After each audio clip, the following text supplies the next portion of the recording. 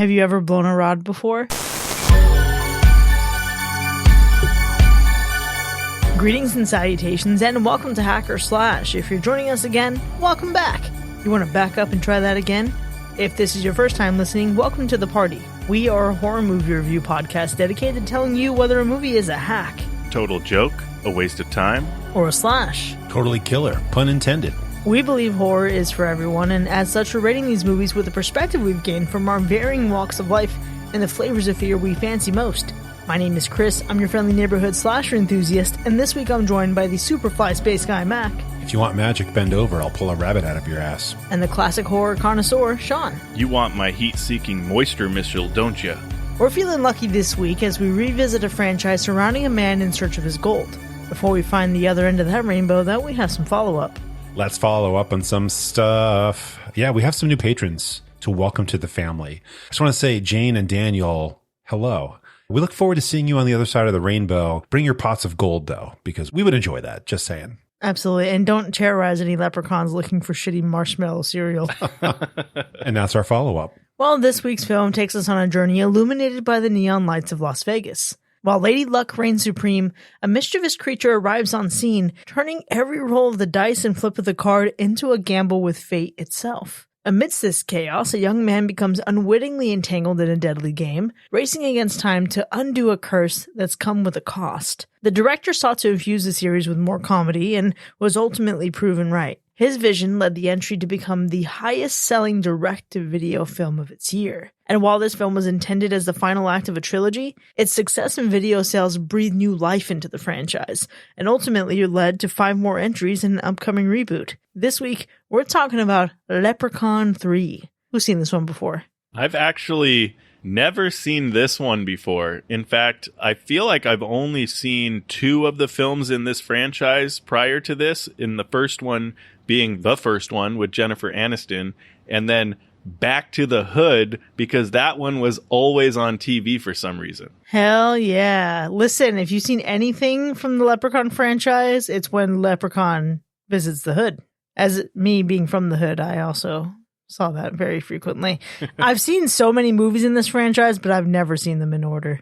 I think this is the furthest I've made it. Because of the pod, I've now watched 3 Leprechaun movies, 1, 2, and 3, and that's the sum total of everything I've seen Leprechaun-wise.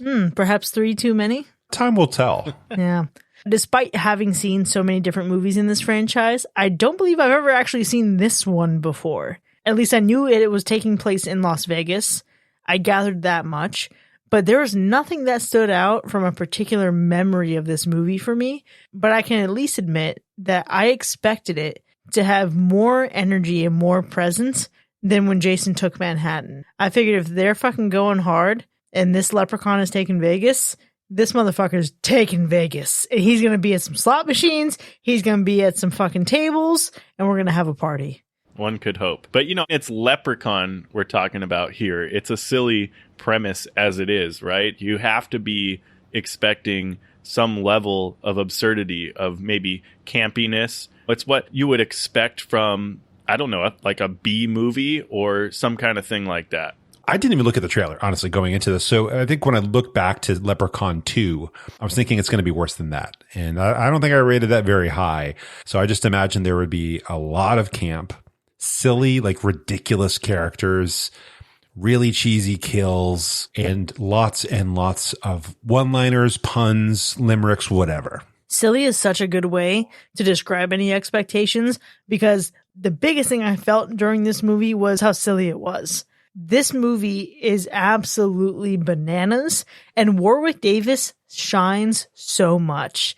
It's one of those that it's campy. Sean, you described it perfectly. It's like B movie. It's going to push the envelope of just being absolutely absurd. But Warwick Davis really anchors it in a really great way.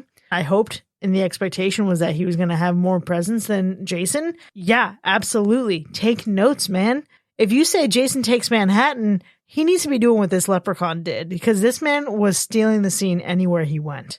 He did definitely add to the film. It is the Leprechaun movie. I think that the silliness, the campiness, I feel like it really ramped up. Now, I went from seeing 1 to this, and then I've seen Back to the Hood. So I know on that trajectory of, we're skipping movies in between and going all the way to Back to the Hood, we can see that there's a increase in camp. And I see that, I don't know about two, but this one feels like they really ramped up the camp in this one. This one felt campier than the first one. It was very silly, and some of the dialogue was super questionable at best. I think out of all the movies we've watched here, which has been 3 so far of the Leprechaun franchise, I wish they added like a different variety of comedy, because we get a lot of the same going on here. And it seems a little bit more restrained in this one than the previous iteration. But I wish we got maybe some fourth wall breaking. I think our lovely Leprechaun would benefit from that, to have that Deadpool style kind of dialogue with the audience, because we're already in on the jokes anyway. And so we're rooting for him in many cases to take some people out in creative ways, especially when they think they're going to get away with stealing his gold.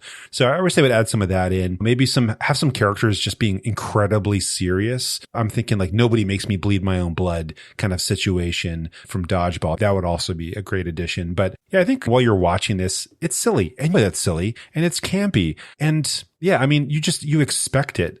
And so while watching it here, it's satisfying because you're given a lot of that. It can get repetitive, especially when we start really like forcing limericks down your throat. That gets a little bit too much. But surprisingly here, I didn't hate every character. And I actually enjoyed when the Leprechaun showed up sometimes. So that's a marked improvement for me. Yeah, there is plenty in here that's like almost like a fun, refreshing little treat once you get into it. Caroline Williams is in this. We recognize her from Texas Chainsaw Massacre 2. She was famed Final Girl Stretch. There's so much good in here. And that, I think, is the biggest surprise to me, because I really enjoyed the first Leprechaun movie with Jennifer Aniston. That was one where you put it on. It's not a great movie, but you just can laugh with friends. And then Leprechaun 2 ended up feeling really mediocre. This one felt like it was on the upswing. And I think the other thing that I'm surprised about is actually how disappointing it can be in so many different moments. And I don't mean that I'm shocked it doesn't age well as a 90s movie, but listen, it does not age well in some moments. There are some elements of its comedy and some one-liners from the Leprechaun that feel fucking timeless, honestly. You insert that into a movie today, you'd get away with it. But then there are other things that just feel like they're in poor taste. I can't sit here and say, oh, if I was 30 years old in the 90s, maybe I wouldn't feel this way. I think I just don't like this because it's just not core to who I am. There are some things in here that I'm like, okay, well, we could have done something different here. Don't you think, Warwick? I think disappointment wise, you could say that it's based in Vegas. We're going to be in a casino, and the casino itself is a caricature of casinos, right? And so it feels very inspired by some concepts of 1950s and 60s casinos. And there's like a hint of some mob stuff going on, and it just feels caricature wise. If I think about like Star Trek, they did a couple episodes set in casinos. There's a fantastic one called The Royale in The Next Generation. There's one called Bada Bing, Bada Bang in Deep Space Nine. That one I actually really enjoy because it's like Ocean's 11, like way before Ocean's 11, which was also a lot of fun. But I feel like everything that talks about casinos always gravitates towards showing them in this silly way. But at the same time, could you have it any other way with Leprechaun? Would it be fun if we took it seriously? It's kind of a bummer because it's really like a surface level casino entry. But the surprising part is how well that works with this Leprechaun character. Because of money, I guess. But honestly, his interactions with the casino are minimal.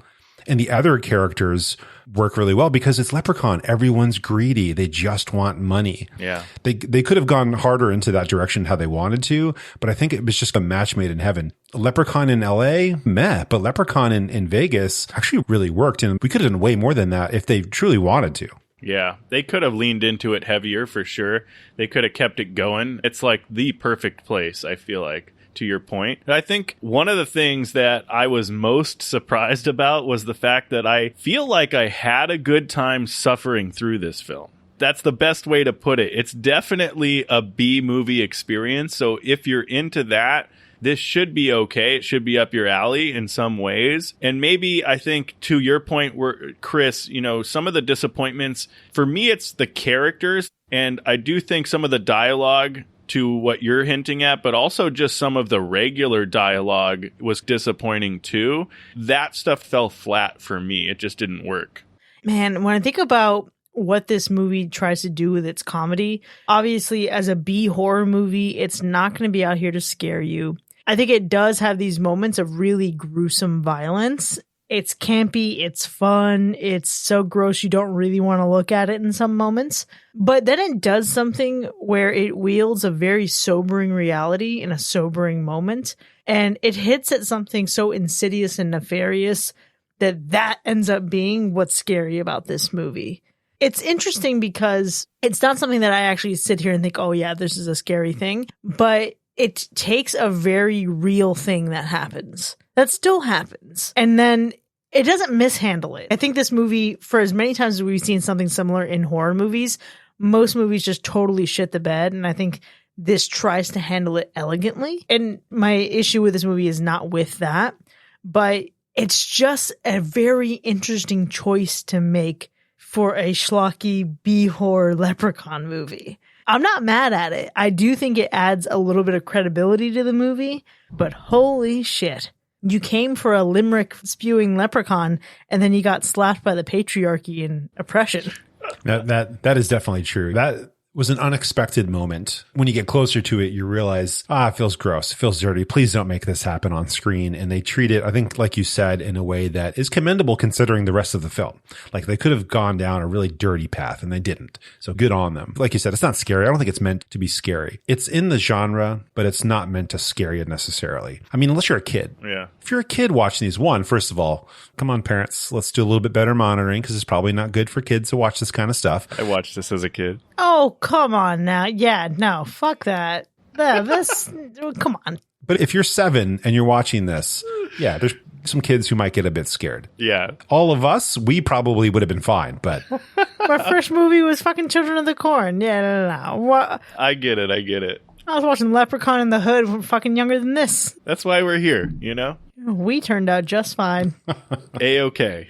Yeah, there isn't much left to really be said about this movie being frightening or not, because sadly this one didn't have much of a frightening tone to it. It's the Leprechaun of it all. It just allows for more of the silliness to overshadow the real terror.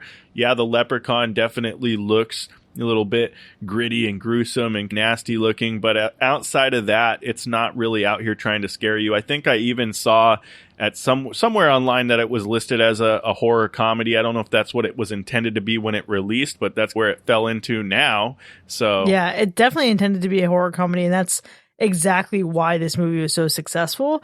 This is a franchise that was born on the back of, it's kind of funny in moments, but we're making a horror movie. And then the director for this one said, no, we're going full comedy. And all of a sudden, it's selling out like crazy. Real popular in Blockbuster. Hey, get those B movie rentals, man. That's where it's at. I do think that decision and that departure in tone and the way that it absolutely leans into it makes this movie stand apart from its previous 2 entries, really helps define what a horror comedy should be. Not that this is the epitome of it, but I think this is a really good early example of a solid B horror comedy. Yeah, when we get some like Friday the 13th moments and even some Halloween moments where we've got silly characters and you can hear banjos playing as the characters show up and then they go back to being serious afterwards. You're like, okay, here's an injection of camp, but the rest of it, we're going to treat it seriously. This one's like, no, this subject is camp. Yeah. And so how could you not make the film like that on purpose, right? I think the first one, very different. The second one was mostly just goofy, but it wasn't a deliberate like use of goofiness.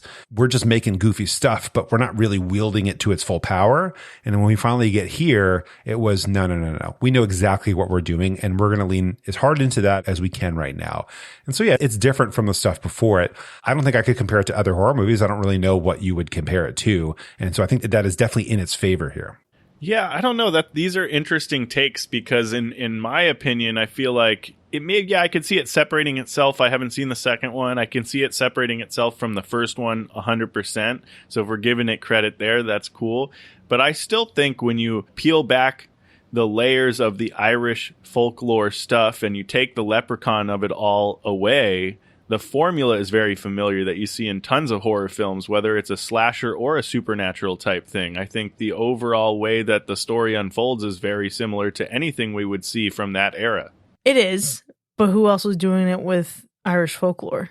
Okay, so you take that away and it's the same shit. You put that in there. Okay, yeah, okay. You give it a little bit of credit there. You give it a little bit of credit. Yeah, we get to a certain point where we can reduce any movie down to the bare basics of everything, right? That's like how you start getting like Star Wars and Harry Potter are the same fucking movie. Oh, yeah, true. But I think the Leprechaun can stand on his own two little tiny feet. That's not to say that I think it's fantastic. And I know that I've been very complimentary of this movie so far. I've had some good things to say. But where I struggle actually comes towards the end of this movie.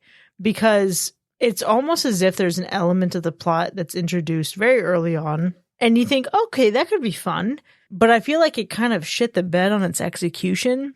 And instead of being really fun, it felt like a distraction. It felt like it was just excessive. It felt like, move over, bud. We're trying to do a thing here with a leprechaun. And it really just kind of soured the movie for me. Like, I was having a little less fun. Here's the thing. What are you really trying to get out of an ending to a film like this, honestly? Yeah, it's more so the whole third act. Oh, okay. All right. At the end of the movie, in the result that we get, yeah, I think we get what you would usually get in a movie like this, and that's fine. Right. But the road it takes to get to its ending, Sean, you said it earlier, you're almost suffering through it. Right. That's where the suffering comes for me. That's the key words there. It wasn't that it was horrible, but rather that it wasn't good. Yeah. It's not so much that I hated it. It's so much that I had to endure it. Yeah. They made weird choices. Let's say that, because they set up a Chekhov's gun in the beginning of the movie that they just never really mess with. And we're expecting it the whole time. We're like, oh, they're going to use that. That's how we're going to get to the end of this movie. Maybe we'll get some sequel baiting. Who knows what's going to happen? And they were like, nah, just kidding. We're going to go in the silliest possible direction, almost like an insultingly silly and unnecessary direction. I think that's what I felt about the ending, is that it was completely unnecessary. The method they used to get to the end of the movie, some of the stuff they did with the characters, some accents that showed up. It was bad. It was just not good choices. And it was just overly complex when it didn't need to be at all. This movie probably could have chopped off not too much, maybe 10 minutes, and they could have just made the story a lot simpler. Well, it sounds like it's the could have, should have, would have of it all. And we'll see how that actually impacts the ratings when we get there. But for now, Sean, how would you describe the gore score? There is some gore here, but I feel like the mix of bad practical effects make for a less than realistic experience. So while we get some eye-gouging fun, I think it's too silly to get anything higher than like a medium-low gore score. All right, well, what about the animal report? And just like the Leprechaun, it's all good in the hood. Let's go ahead and get into our ratings then. Leprechaun 3 from 1995. Was it a hack? Or was it a slash? And I think I'll actually kick off here because I had to make something a little special for the occasion. This is a movie where I had a lot of mixed feelings. And it wasn't until writing out my score that I really found where my heart lies for this moment in time. And I do want to say that this is probably the strongest contender so far for perhaps retracting later on at the end of the year recap. So I'll say this. In Sin City, the leprechaun made his bed. He wielded one-liners sharp, and some folks ended up dead. Warwick Davis shines in this role so grand, his antics and jests like gold in his hand. Some moments bring laughs, some bring dismay, with deaths that are memorable in a most gruesome way. It aims to be bold in its own unique style, yet at times misses the mark by more than a mile. It straddles the line between good and bad, nearly half and half, though this time it's a tad just over the fence by the slimmest of cracks. It's a journey of jests, but alas, it's a hack. Wow. That was good. There we go. I mean, listen, when you really break it down, this movie really isn't that good. Its premise alone is silly and absurd, but somehow you don't feel absurd watching it. It's actually kind of a fun movie to watch. And so I don't know, you got these silly rhyming one-liners, right? They did get old after a while, but some of it was admittedly humorous. So this is the kind of movie that I think exemplifies the whole "it's so bad, it's good" thing. And I mean, because that's exactly what it is. But it doesn't make it a good film. So I think this is also a tough one for me when I was trying to think of like, how do I want to rate this movie? Because it is a B movie. You're not expecting anything fantastic out of a B movie, right? And it's this whole, it's going to be bad. You just got to have fun with it. But is it fun enough to be something that you consider good or something that you want to actually watch?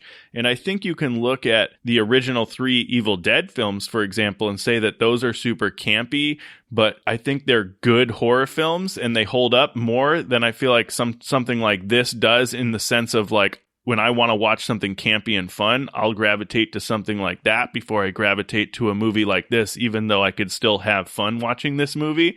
So I went really back and forth on this one.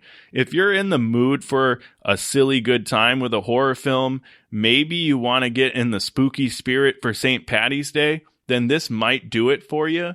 But overall, you're not really missing anything if you never see this film in your entire life. And because of that, I think it has to be a hack, which is unfortunate, because how can a movie be a hack when you still kind of have fun watching it? This is a really strange one to kind of review, but it is what it is. It's a hack. Okay, I think for me, this came down to expectations, because the first one is what it is, right? Then you get to Leprechaun 2, and it's bad. It's just not a good movie whatsoever. There's, of course, many reasons why it's bad. Go listen to the episode, just saying. And so I think it set expectations for me to be like incredibly low going into this. I thought this was going to be so horrible, like insultingly bad. And then you kind of at some points enjoy the suffering, like you've mentioned, right? Like you're having actually like a little bit of fun. There's some other points that are very cringe and you just want them to pass by. But overall, I actually had a lot of fun watching it. It's silly. It's lighthearted. It's not a lot. I wasn't worried. I started this on a lunch break, so I wasn't worried watching this at work, right? Because there's a concern when you watch this kind of stuff. The concern is boobs. All right. And so I made it through probably a good 30, 35 minutes and I was safe. We were good. I finished the movie at home. When you weren't good. Yeah. And then things don't get the same kind of a rating. They had to throw them in just because. Maybe it's the time period. I don't know why, but there they were. And at that point, I think that's also the same time the rest of the story really started to go downhill. They did not nail the ending on this film. And so for me now, it's a battle of, for let's say 2/3 of the movie, I mostly enjoyed myself, even though I knew that it was bad. It was like, this is a bad time, but it's also a good time because of it. And then the last third is like, this is just, okay, when is the movie going to end? But my expectations were very low. And they rose above those expectations. So I'm actually going to give a slash here, because if for the majority of the time I actually enjoyed myself, then for the majority of the time you get a slash. It's fair. It's because your favorite color is green. That's true. Well, there you have it, folks. Leprechaun 3 from 1995 has somehow earned only 2 hacks while still snagging a slash from Mac. And you can find this movie streaming online. Check the link in our show notes to see where you can find it right now. Then join us in the second half so we can dig into this pot of gold together. We'll see you in a bit.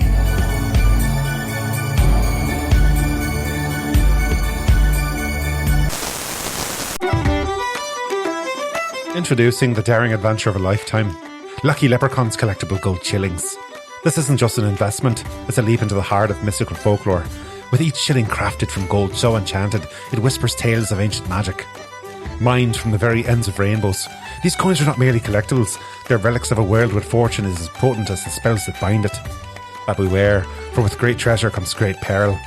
Each order now includes a special limited edition coin, so coveted by a particularly vengeful leprechaun, it's said he'd traverse worlds to reclaim it. Let's be clear, owning these shillings may invite challenges few dare to face. The sound of tiny, enraged footsteps in the dead of the night, the unsettling feeling of being watched, pets cowering in fear, these are the signs that you've become part of the legend. Remember, in the face of a furious leprechaun's wrath, even a 4-leaf clover may not be enough to protect you. Seize this perilous opportunity. Lucky Leprechaun's collectible gold shillings, where your financial investment becomes an epic saga.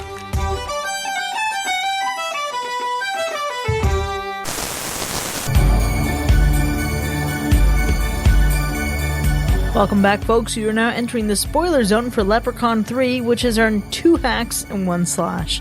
Now we have a lot to unpack here, but before we get into the specifics of our ratings, let's go through those kills. Yeah, we have a solid 8 kills in this movie, but sadly, not all of them are worth writing home about. Even the ones that I feel like should be good aren't great, in my opinion. I just wish we saw just a little bit more of the nitty-gritty, if you know what I mean. That being said, let's get into it. What were your favorite kills? Absolutely. Fazio's death is definitely the best in the whole movie, for me specifically. Mitch, I was the most glad died, but Fazio, fuck that guy, sawed right in half. The horror of the blood spurting out onto the leprechaun, onto his own body, the audience realizing what's happening. It was 10 out of 10. That was the best part for me, was just watching the audience slowly realize that, wait a second, this is no longer a magic show. This dude's getting chainsawed in half. Yeah, very satisfying death, especially when earlier he's planning to freaking light his assistant on fire, except magically she'll be in the other box, so we don't have to worry about it. And we're all like, nah, dude, you're going to kill her if you do it. And then he gets got by a trick. So satisfying.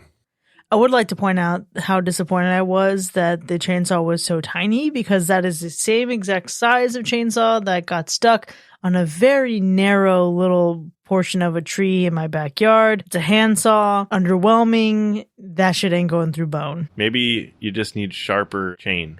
Oh, yeah, maybe. But can we also just acknowledge that in this movie, the leprechaun killed more people with a chainsaw than Leatherface did in the Texas Chainsaw Massacre OG? Extra satisfying. Yeah, we need more chainsaw in that fucking Chainsaw Massacre. You mentioned it. I'm going to go with Mitch.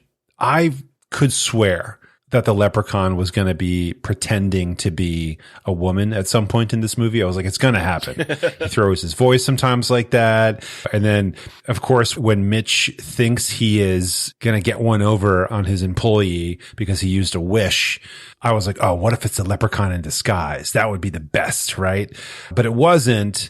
And so when she gets freed and she bounces out of there and he starts that whole TV thing, first of all, the commercials on the TV, that was the best part of that entire scene. That was awesome. It was hilarious. But for the woman that popped out of the TV to end up being a robot. Dude, robot hooker, dude. One, sci-fi guy. Love it. And then to use that to not choke him out with robot arms, but to electrocute him. Wasted opportunity, but still satisfying. It reminded me of Chucky. When we get Chucky like all melted in one of the sequels very early on when it's still child's play, I absolutely loved that approach to it. Get him good, just fucking expire this man. He's trash. Definitely. Those are 2 good ones. I'll tell you about 2 bad ones, and that's Art and Tony's kills, because those were kind of bullshit. Those were straight up bullshit. I'm just going to go out and say it. They just got whacked in the back, not even the head. It felt like they just got whacked in the back a few times, maybe 4 or 5 times. That's like a deep tissue massage, motherfuckers. There's no way these 2 guys died because of that, but if that's what we're adding to the kill count these days, questionable at best. Absolutely. Can we also just take a moment to talk about the pawn shop owner? How shitty would it be? And I thought about this in this movie. I sometimes think about it in Final Destination. How shitty is it to pay for your own death? Specifically, he paid $20 to die that night. Yeah. He did. It's the economics of mortality. Ooh. That's rough. I kind of liked his character too. Like he added some fun to the film, just watching him get angry at this leprechaun and trying to go after it. And like he would get defeated and then he'd be like, you know what? No, I'm going to come after this guy again. Like it just felt like I was rooting for him. I was really rooting for him. I really hoped that he would make it to the end of the movie. Yeah. And he's just this guy who gets fucked up and he's missing part of his ear. And yeah, he's missing a toe, but hey, he made it to the end, and I think he honestly deserved to make it to the end. Not to just be killed and then just suddenly forgotten by Scott on a fucking win streak. Very true. Yeah, that was pretty sad. Like, it never comes up again, basically. That's what a good guy Scott supposedly is. Okay. Yeah, no, Scott is a situation in and of himself. But Loretta, what the fuck? That was a strange one. what was that? For a minute, it was like all of these recent memes making fun of this new plastic surgery inspired body style. It's not even a type. It's like a style with everything being incredibly exaggerated. And so like when we weren't going past that, it's satire now. We're making fun of this type of vision of what beauty is. And then we started getting bigger and bigger and blowing up. And there was a line somewhere in there that we just completely forgot about. Yeah. This is another one of those movies that you have to wonder, is the intention to treat women well?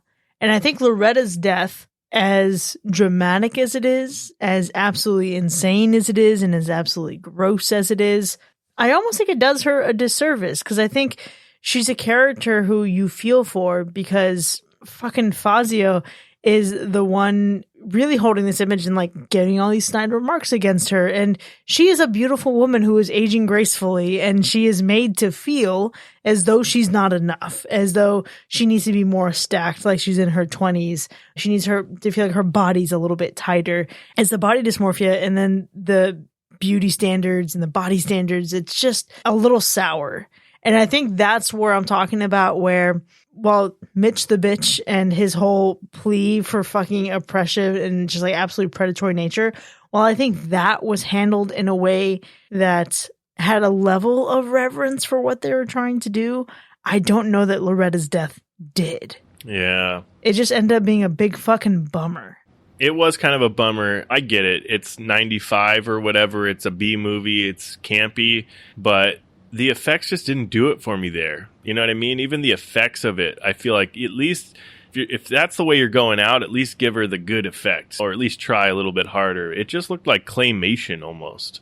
Yeah, I think I needed Loretta to be more of an evil character rather than to feel some sympathy or empathy for her, because if she was the big bad, if she was this purely evil person, and maybe she wasn't like feeling she was aging out of beauty and aging out of her ability to earn a living in fucking Las Vegas, then maybe the shittiness of the effects would have been fine. But I need something better to sell me on this woman's finality. But also just like the chunks. Oh, yeah. Oh. I think somebody posted a explosion in reverse video on YouTube of that kill. I don't know if I watched it. I skimmed through it, though. What about his little one-liner about what a load that was to explode? It was giving After Dark. Listen, he had a few kind of funny one-liners, and that one was kind of funny. It was something. It's weird. I expected like a lot of the kills here to be just like more clever. Anytime any magical creature grants you a wish, it's supposed to backfire on you. And we're in a casino and no one gets completely enveloped by money. Why did nobody drown in gold coins or dollar bills or something like that? I think that would have felt better for her than exploding body parts. Yes, absolutely. Scrooge McDuck this shit. Give me the money vault. The logistics of the magic are a question mark for me. So Scott is on his win streak. He remains on his win streak. He gets his earnings, and then the coin is stolen from him. Okay, we have that. Mitch ends up with the coin.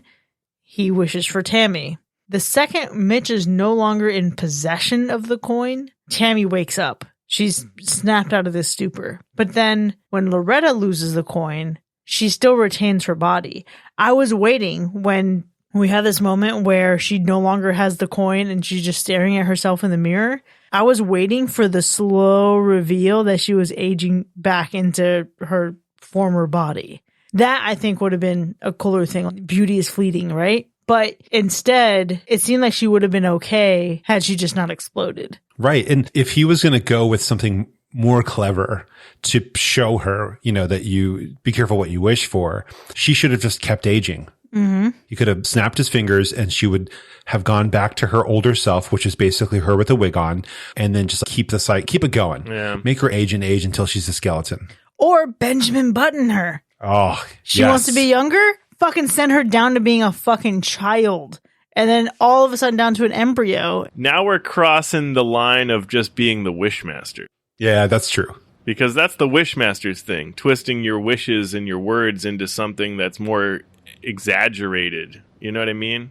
That's also the monkey paw of it all. There are a million things out there that have this whole moral of the story, right? Careful what you wish for. I'll give him crap for how the wish process works, because I feel like this was not based on anything in previous films. And I think it's probably just because I didn't pay attention. Just like that amulet. I don't remember the amulet at all. Leprechaun franchise doesn't give a fuck about continuity. That's true. They retcon stuff all the time. I love it. But even though the wish stuff is questionable, it's one of the small things that I actually enjoyed, because when you see a movie and somebody gets a wish, you either get sparkles or you get a jump cut, but we didn't get that quite here. We got a glowing red coin in the hand. And in terms of production elements, this was a great choice, because if you're going to show a wish being granted and they're using a coin to make it happen, why would you not give us that visual of that like lighting up and turning red? Also, it's nice that it's red, because red is usually bad. You don't want things to glow red. Typically, it's like a stop sign or, I don't know, fire, that kind of thing. But it had like a sinister note to it. But it's glowing red in their hand. I loved it. It was a great look. And then we got to see the jump cut or whatever else they were going to use to transition to the change that happened after the wish. So really small thing. It's mostly because the rest of the movie wasn't special to look at, and I just happened to pick the one thing that was glowing. I don't know if I'm right there on the glowing red coin, because for me, the one thing I could think about was that shit looks hot. I would be concerned that my nerve endings were having difficulty responding to a hot temperature. It looked like it was about to melt. But the leprechaun and even the charred corpse of the leprechaun were among my favorite production elements, because the makeup application here, Warwick Davis's transformation into the leprechaun, I ain't saying shit about Scott Leprechaun because he was a fucking mess. Our poor Warwick, 10 out of 10. Yeah, I'm with you there. I think overall, the practical effects, pretty hit or miss. Some felt campy in a fun way. Some were just downright bad. We talked about Loretta. But yeah, the makeup for the leprechaun itself, fantastic. Mac, you touched on it a little bit earlier on the like commercial type things. And I think what I enjoyed a lot was the stupid little infomercials that you got, because you got a handful of them and the leprechaun was always in them. And it was some play on some bullshit that you would see at 3 a.m. in TV back in the day when nothing else is on. And you're just like blankly staring with like your mindless numbness just at the screen, just watching whatever the fuck is on that late at night, which was nothing. So that was fun. That was entertaining. Speak for yourself. At that time of night, I was watching Three's Company and making French bread pizzas when I was younger. I love that part too. I think it's great. I don't know what the future of Leprechaun has in store for us, but that little sequence shows us like the potential of what they could do with this character and being silly and having fun with being Leprechaun effectively. Like good use of that character's at least sense of humor. You did mention earlier, Chris, the character Gupta, and gosh, I know it was the opener. And so you're not supposed to really get too attached to the opener, right? Because the opener always dies, whatever. But the back and forth between Gupta and the leprechaun was actually great. And the fact that he survived so long after having so many pieces taken off and he just bandaged it right up. I loved when they get to the bargaining scene. The bargaining scene between the two of them was fantastic, right? Because he's approaching it very pragmatically. It's my favorite scene in the movie because I think when you talk about Leprechaun lore, a lot of it has to do with either capturing in exchange for this or, hey, I've got your gold, so give me that. And so I love that he's actually attempting to do some bargaining. Very smart. But then, of course, as per the lore, the Leprechaun is always going to outsmart you.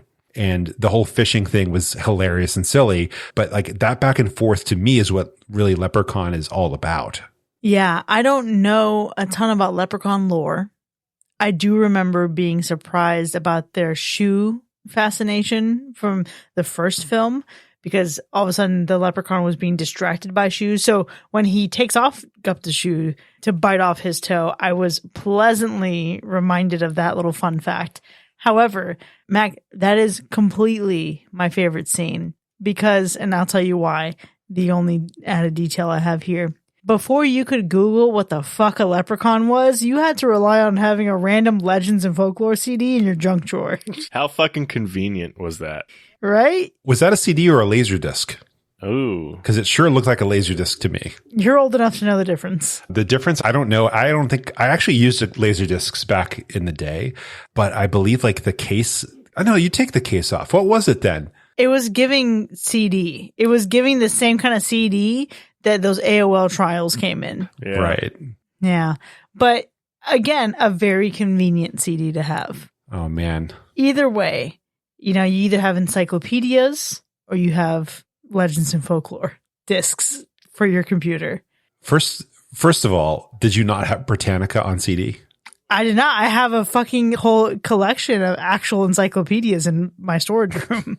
It was literally Legends and Folklore, but only about leprechauns. Only about leprechauns, yeah. The rest of the fucking disc bundle was in another pawn shop across town. It was fantastic. Could you imagine a werewolf one? Oh, it was a good program because there was a lot of content on that disc, right? Because he had to do a search for leprechauns.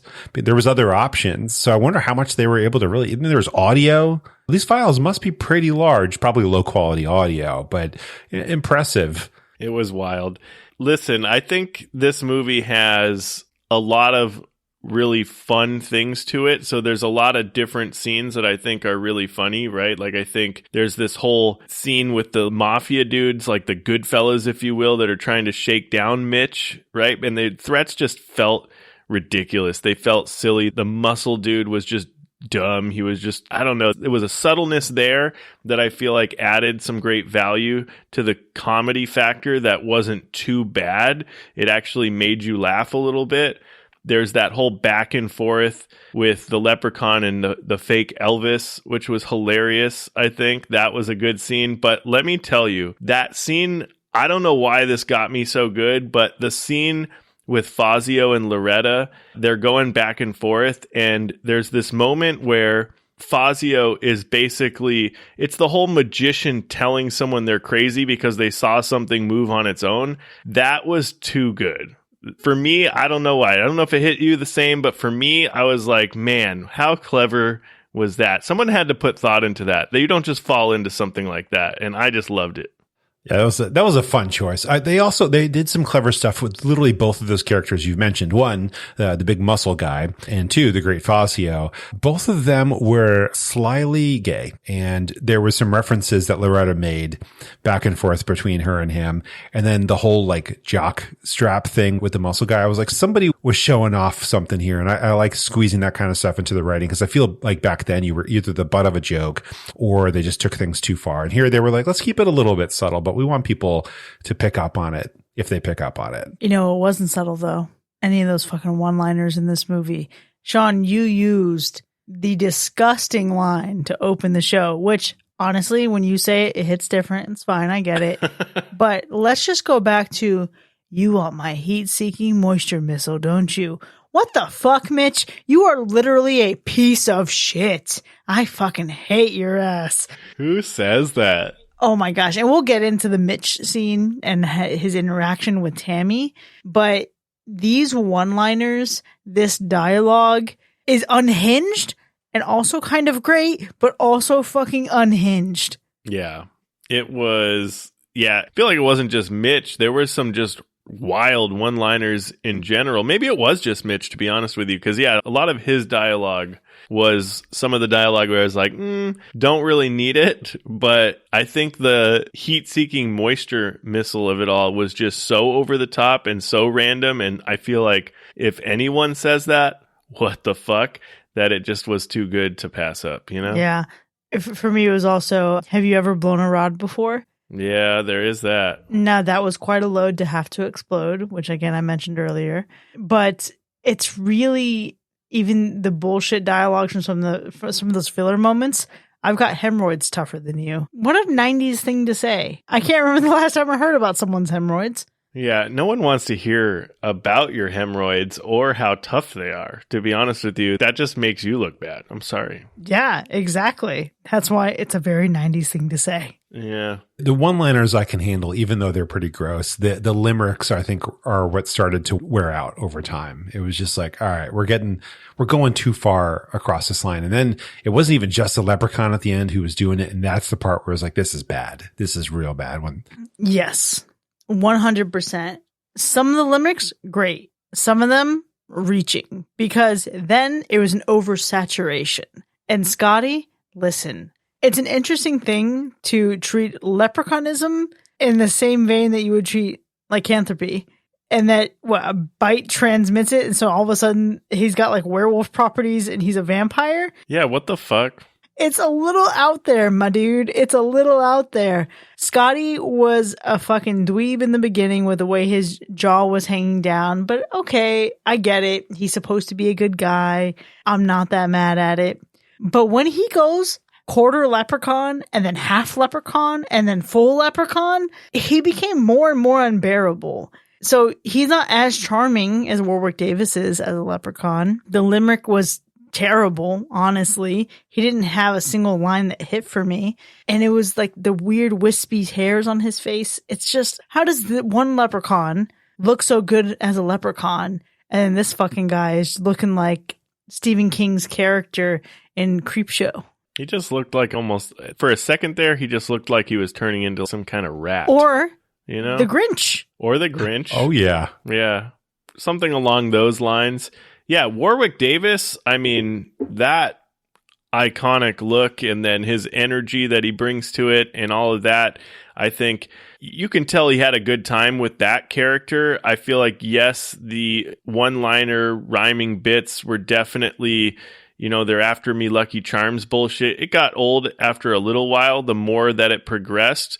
But I feel like what's interesting is that I can actually, with Warwick Davis in this movie, you forget all about Willow. And Willow was so iconic for me growing up. So watching Willow, I think, man, Warwick Davis, that's what I gravitate towards. But when you watch this movie, it takes you completely out of that. And he's a whole different thing. And it's, I don't know, he did a good job with this character. I think he had a good time with it. Obviously, he has a good time with the character. It speaks to how many he signed on for. So I think speaks well to that character. But Scotty, when you look at that, Scott, whatever, John, his real name, I couldn't tell if it was just John as a bad actor or just the written character of Scott and what John had to work with to be Scott. That was just horrendous because out of everybody in this movie, his lines fell flat as fuck. It was terrible. There wasn't anything good about it. Mm-hmm. Nothing. Yeah. I couldn't buy into it at all. Yeah, he was supposed to be giving happy-go-lucky,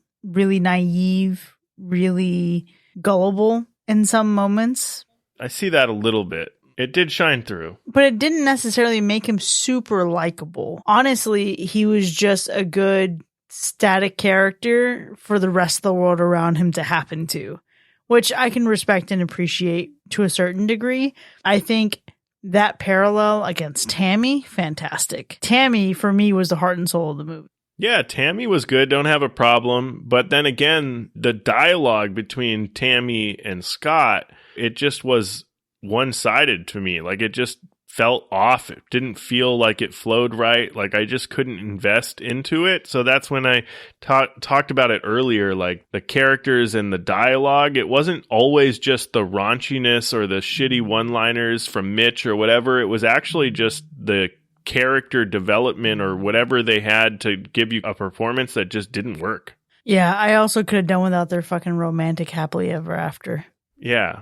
And there's a hint. I know that this was supposed to be like the end of a 3-part series of movies. The whole coin at the end thing, it's like sequel baiting a little bit. And it also tells us things probably don't work out for them. But in reality, I think it should have been way more obvious that things didn't work out for them at the very end. Yeah. If they still got the coin, he should have realized something was bad and they should have got hit by a bus or something. Who knows? Oh, no, not the final destination of it all. Hit by the bus. Oh, man. I don't know. I think the bite thing, lame. I think maybe they could have done something where the leprechaun may die, but then Scott slowly turns into the leprechaun because of his greed and all that shit. And then do with that what you will. Do you make another movie? Do you not? But that would have been an interesting way to segue into the opportunity of another one. I don't know what they do for 4 and how they explain this little fucker coming back, but always 2 there are, no more, no less. We see people come back from dog piss and all kinds of shit, so anything works at this point. You're absolutely right. It would have been bomb if the leprechaun like formed in his guts and just burst out of his stomach at the end. Like Alien, dude. Absolutely. That'd have been great. Or he took like a green poop and it turned out to be the leprechaun, you know? That would be a callback to earlier. Oh, man. It's giving the Child's Play sequel where a drop of blood was introduced into a vat of the silicone material and then he just fucking comes back. Yeah, ridiculous. It is interesting. I feel like they definitely didn't use Tammy well enough. You know, like they completely misused her in some parts because in the beginning, it's like she's actually pretty smart. And she's even like caring for this random guy that give her a ride. Don't gamble. You're only 18. This is a really horrible place. Get the heck out of here. And then for a good chunk of the movie, she's just cast away. And then she comes back in a really horrible way. And at the end, she ends up with Scott. Mm-hmm. Yeah. It's giving, again, the Shaun of the Dead ending where you realize this woman is made to look like she has a happy ending, but really she's just settling for this scrub. Right. Right. He definitely hangs out the side of his best friend's ride. Trying to holler at her. Absolutely. And that's the thing about it. Tammy has been through so much bullshit. And we know this about her with every bit that she reveals about her experience, her career, and then the absolute horrors of what happens with her and Mitch. It's all fun and games because she's under some kind of spell, right? So her ability to tap into that kind of performance and just be so over the top, second, third, fifth hand cringe because of just like how the baby talk is just really annoying. But then the magic disappears. And it is so fucking sobering so quickly. And she is so concerned about what happened to her, the emotion that she demonstrates there, the fear, the repulsion, and then the emotional fallout of this motherfucker actually firing her. And then later saying all she had to do was cooperate. Like he was going to make her a star. Her face when she was leaving his room, and they cut back to her later, absolutely devastating, absolutely heartbreaking. Lee Armstrong is the best performance in this movie, hands down. It's not the kind of serious moment you maybe want in a B horror movie, but that was a moment that just really showed how great her character is and how she deserved a better outcome than any of these fuckers. Yeah, she carried it. She carried it for sure. Her and Warwick, you know? It's a good dynamic. It could have just been her. We could have Scott didn't even need to be in the picture. Fucking redo this movie without a leprechaun werewolf and give me fucking Tammy as the hero. Absolutely. She was the best part of the movie for me. I could swear for a minute when he bit Scott's arm that Scott was going to lose that arm. He was just going to rip it off and snap it in half. And then he was about to get taken out. And I was like, oh, okay, cool. We'll finally get the main character that we actually need for this film, which is not him. It's her. Okay, Evil Dead. Evil Dead, yeah. Kind of. Yeah, what was he going to do? Put a fucking pot of gold on the fucking stump of his arm? What? Mac, come on. He could shoot a fucking rainbow out of there, dude. And then he can have pots of gold at the end. I don't know. Nah. If Bruce Campbell was in Leprechaun 3, that's what would have happened. But he's not, and so it didn't. Let's get that crossover, right? Leprechaun 9 with Bruce Campbell. She's definitely a high point of this movie, though. It's aside from her, it's hard to say what the best part is. So I'm going to go back. I'm going to cheat. I'm still Sean's. I'm going to say the infomercials was at least the most, the most entertaining part of the film, the most pleasant surprise. But if I have to pick a worst part, it was the entire saga of turning into a half leprechaun. That added, honestly, very little value to this film. Like you said earlier, it was distracting. It was annoying. And his accent, his limericks, they were bad. His acting was bad. You both mentioned this already. So I think that whole final third section where this is the story we're now going on didn't add up with the first 2/3, therefore, I hate it. It's the worst part of the movie. Yeah. It's just that they needed to invest more in the turning into a leprechaun if they were going to do it. And it just was a minor focus, and it really should have been a major focus if that's the route they're going to go down, I feel like. But you also said something of it's hard to pick a best part or one best part, something along those lines. And I agree with it because I don't know that there's one absolutely fantastic best part of this movie. I think for me, there are these little pockets throughout the movie where they do an absolutely exceptional job at blending camp and horror together to make a really fun B-movie, campy horror thing, but then there's other spots where they completely squander that opportunity, and they either go too over the top or it just doesn't land. But those moments, those little moments that you do get, you get that glimmer of a movie that could have been great. You know what I mean? And so that has to be the best part. Yeah, and see, this is exactly where I struggle, because for all the negative I've said, there is so much good in this movie, and not great in this movie, but good, fun. It's a good time. And so when thinking about whether or not I would watch it again, I struggle because I want to watch it again for Tammy. I want to watch it again for the Leprechaun, but I don't want to watch it again for Scott. I don't want to watch it again for Mitch. And that's where it comes down to the pros and cons of it, the 50-50 of it. And maybe this is something I might revisit later on in a whole franchise binge, but I don't know that it's something that I want to singularly revisit. And that's where it skewed my scoring tonight. I was very 50-50 on it, but I think about having to see Scotty the Leprechaun again, and I'm like, yeah, I could do without. Yeah. I have Luck of the Irish if I want to see a guy slowly transform into a fucking leprechaun. This is true. And I agree. I don't know that there's a ton of rewatch value in this movie, and that does kind of hinder your rating. It has to, in a sense. I feel like this one is a one-and-done situation, unless, to your point, you want to sit through the entire franchise. But honestly, why would you do that to yourself? You know what I mean? You're going to watch 8 Leprechaun films? No way. That does not sound like a great time. I just can't see anyone wanting to do that, even on St. Patrick's Day. You know what I mean? Come on. You can watch one, but not a franchise binge. There are better films in the franchise itself to watch, so you don't really need to see any of them in any specific order from what I can tell. I don't feel like I missed any story continuity at all watching 1, 3, and whatever it was, 5 or 6 Back to the Hood or whatever. I feel like just go and find one that's maybe more fun. I don't know which one is the best one because I haven't seen them all.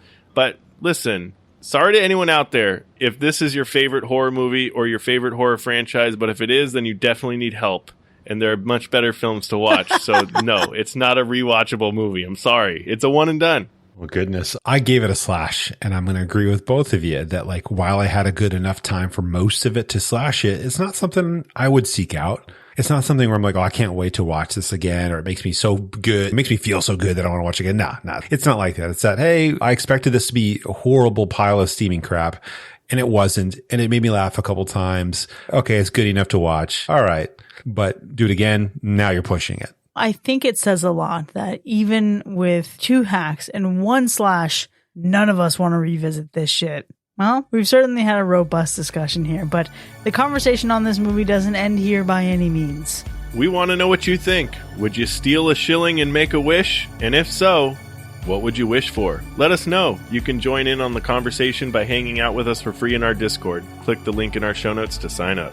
If you've enjoyed listening to this episode, consider becoming one of our patrons. Visit patreon.com/hackerslash to enjoy more of the show with early access, extended episodes, bonus content, and live shows. We'll see you next time, folks. And remember, if we let him get away with it, then he'll do it again to somebody else. And if you're going to linger, I'll give you the finger.